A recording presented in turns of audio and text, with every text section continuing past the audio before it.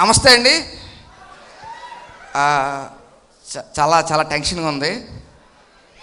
శిల్పకళా వేదిక ఎంత అందంగా ఏ రోజు లేదు.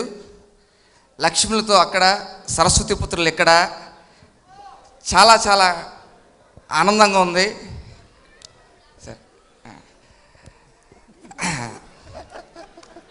లచ్చిందేవికి ఓ లెక్క ఉంది అనే సినిమా దర్శకులు, మంచి నిర్మాత, మంచి నటీనటులు, మంచి సాంకేతిక నిపుణులతో పనిచేయడం చాలా అదృష్టంగా భావిస్తున్నానండి. నన్ను భద్రంగా యాక్సెప్ట్ చేసినందుకు మరొకసారి ధన్యవాదాలు తెలుపుకుంటున్నానండి. ఇది చెప్పచ్చో లేదో తెలియదు కానీ లచ్చిందేవికి ఓ లెక్క ఉంది అని స్టోరీ చెప్పిన తర్వాత నాకు విన్న తర్వాత ఇమీడియట్గా నేను మా ఫాదర్కి ఫోన్ చేసి నాన్న తాతయ్యకి ఎన్ని అకౌంట్లు ఉన్నాయని అడిగాను. ఆయన 3, 4, 5 నాన్న నేను అడుగుతా ఆ అకౌంట్లు కాదు బ్యాంక్ అకౌంట్లు ఎన్ని ఉన్నాయని అడిగాను.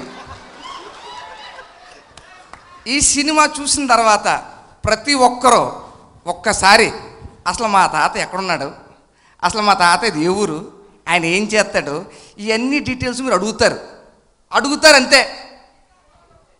సరేనా సార్?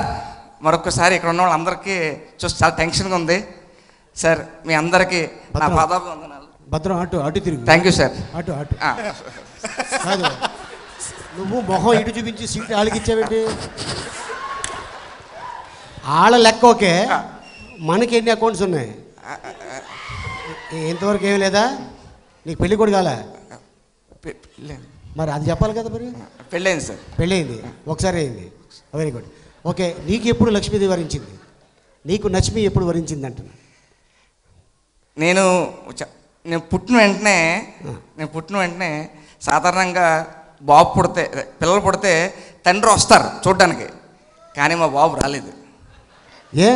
ఏ అంటే అండి, మా బాబుకి బిజినెస్లో లాస్ వచ్చింది. ఈ నా కొడుకు పుట్టాడు, నాకు లాస్ వచ్చిందని చెప్పి చూడడానికి రాలేదు ఆయన.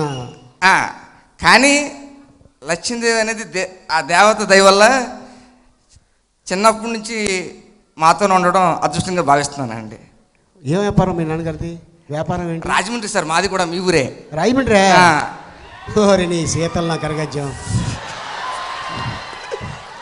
ఇందాక నుంచి చూస్తున్నా, అక్కడేమో లక్ష్మీదేవులు, ఇక్కడ సరస్వతులు, లక్ష్మీదేవి బాహుబలి పార్ట్ 2లో క్యారెక్టర్ ఇస్తారనుకుంటా. మీరు ముందే చెప్పారు. మీరు లేదు సార్.